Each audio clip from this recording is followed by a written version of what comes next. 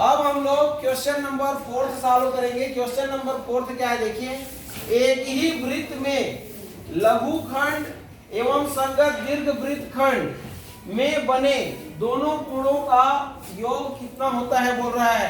तो प्रश्न को समझिए। सबसे पहले क्या बनाइए, एक वृत्त बनाइए। ये बना लिए वृत्त। अब इस वृत्त के परिधि में, ये वृत्त का परिधि है कि नहीं है? ये तो इसमें एक पॉइंट यहाँ लीजिए बिंदु और एक बिंदु यहाँ लीजिए। तो यहाँ पर आप देखिए, यहाँ से यहाँ तक को देखिए, ये यहाँ से यहाँ तक को देखिए, ये छोटा लग रहा है कि बड़ा लग रहा है? बाकी से छोटा लग रहा है ना। तो ये हो गया आपका क्या, बोलिए, लघु वृत्त खंड। ये हो गया। और यहाँ से लेकर के जो यहाँ तक का भाग है वो क्या है आपका, दीर्घ वृत्त खंड है। क्या है?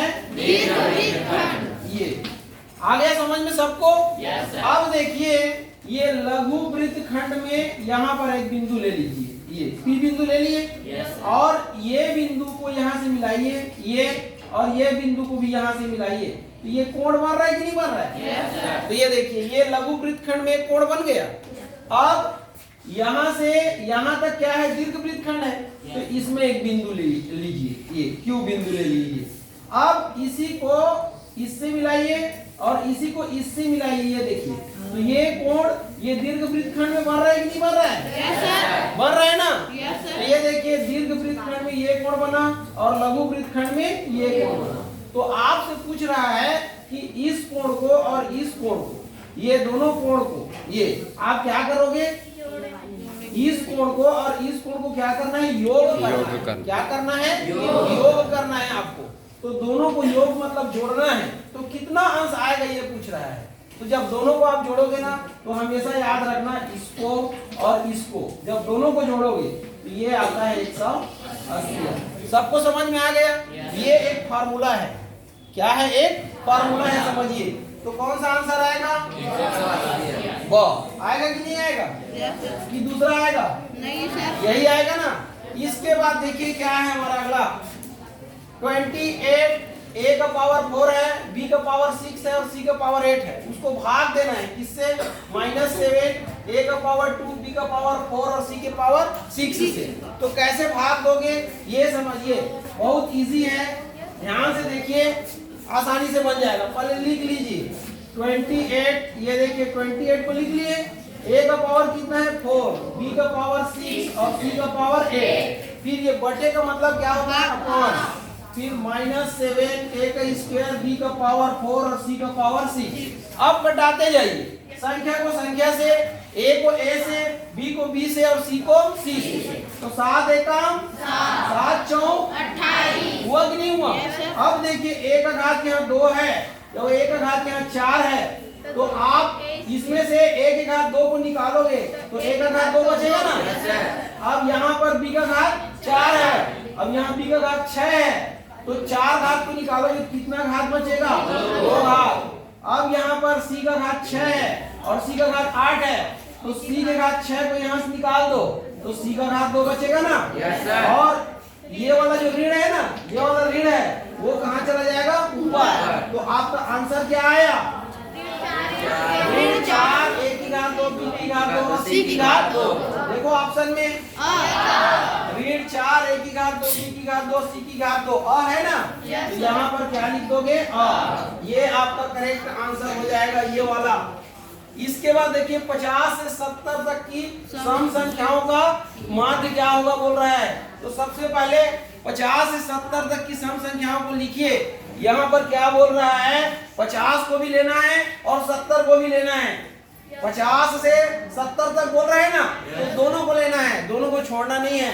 तो ये देखिए 50 धन 52 धन 54 धन 56 धन 58 धन 60 धन 65 धन 64 धन 66 धन 68 और धन 77। 50 से 70 हो गया।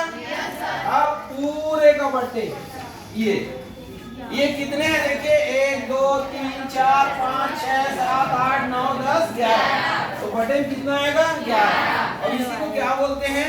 समांतर बोलते हैं ना। ये पूरे को जोड़ोगे तो कितना आएगा 660 और नीचे में 11 और इसको बोलते हैं क्या है मीन। मीन मतलब समानांतर माध्य। तो 11 एकम 11 छक्के 66 और 11 शून्य शून्य।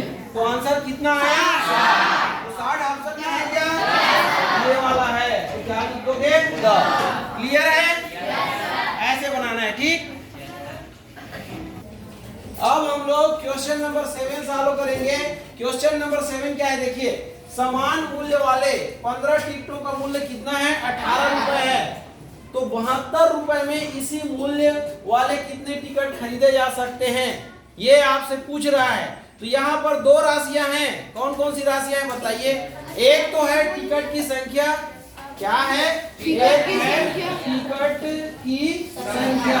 ये है कि नहीं है। और दूसरा क्या है मूल्य। टिकट का क्या है मूल्य। ये दो राशियां हैं ना। अब यहाँ पर देखिए अगर हम टिकट की संख्या को बढ़ाते जाते हैं तो मूल्य क्या होते जाएगा बढ़ते जाएगा। कहने का मतलब ये है कि ये प्रश्न कौन से विचरण का है अनुक्रमानुपातिक विचरण का है कि नहीं है। तो अनुक्रमानुपातिक विचरण का सूत्र क्या होता है x1/y1 बराबर x2/y2 यही होता है। तो चलिए अब हम लोग सॉल्व करते हैं। तो देखिए यहाँ पर समान मूल्य वाले मतलब सभी टिकट का मूल्य कैसा है समान है। समझ में अलग अलग मूल्य के नहीं है। तो 15 टिकटों का मूल्य कितना है 18 रुपए। तो टिकट की संख्या में क्या लिखेंगे 15। अब इसका मूल्य कितना है 18 रुपए। ये इसके बाद आगे क्या बोल रहा है 72 रुपए में ये। तो नीचे में जब हम लिखेंगे तो 72 इसके नीचे में आएगा किसके नीचे में आएगा क्योंकि ये रुपए है ना। तो 72 कहाँ पर आएगा यहाँ पर। और टिकटों की संख्या हमको ज्ञात करनी है। मतलब ये वाला हमको नहीं दिया है ना।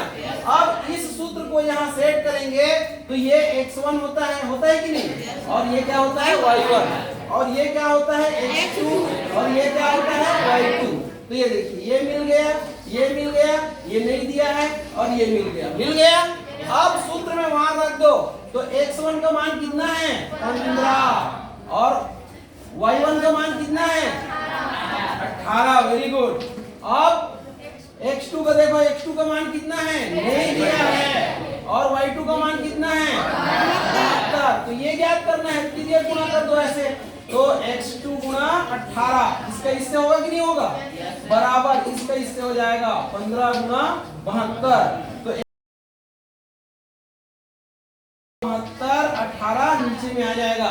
तो 18 एकम अब 18 चौक 72। तो x2 बराबर 15 चौक 60। तो कितना टिकट आया 60 है क्या ऑप्शन में कौन सा ऑप्शन है तो यहाँ पर क्या लिख दोगे सबको समझ में आया।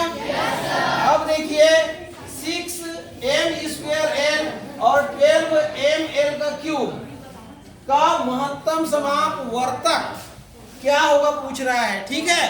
तो महत्तम समापवर्तक निकालने आता है कि नहीं आता है। चलिए सिखाते हैं आपको।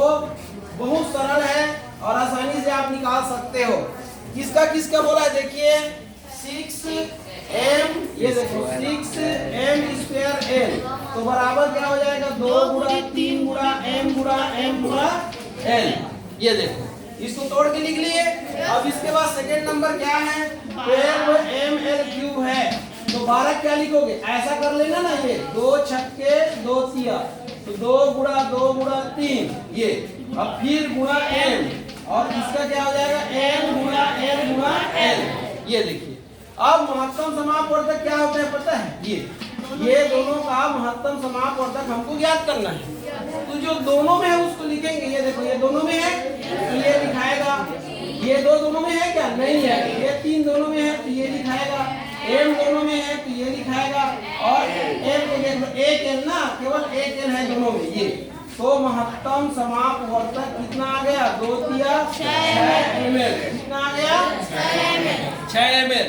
तो 6 ml कहाँ पर है तो आपका ऑप्शन क्या आ जाएगा वो आ जाएगा। क्लियर है। Yes sir. इसके बाद देखिए नेक्स्ट क्या बोल रहा है 3x = 17 का होल स्क्वायर माइनस 14 का होल स्क्वायर में x का मान क्या होगा बोल रहा है। तो आपको देखो ये 3x इज इक्वल ये 17 का होल स्क्वायर और माइनस 14 का होल स्क्वायर, इसको हल करना है। तो ये किसके जैसा है, सर्वसमीकरण 3 के जैसा। तो क्या हो जाएगा 3x बराबर 17 ऋण 14 और 17 धन 14, यही होता है ना। तो 3x बराबर 17 में 14 घटाओ 3 और 17 में 14 जोड़ो 7 4 11 की 1 हासिल 1 1 1 2 1 3, कितना आया, आया ना। अब देखो किसका मान ज्ञात करना है आपको, x का। तो x बराबर 3 गुणा 31 बटे ये 3 नीचे चला जाएगा, 3 से 3 कट गया। तो x का मान क्या आया 31, ये आया कि नहीं आया। तो देखो ऑप्शन में है क्या, कौन सा है, तो सा आपका करेक्ट आंसर हो जाएगा। क्लियर है, ऐसे आपको सॉल्व करना है, ठीक।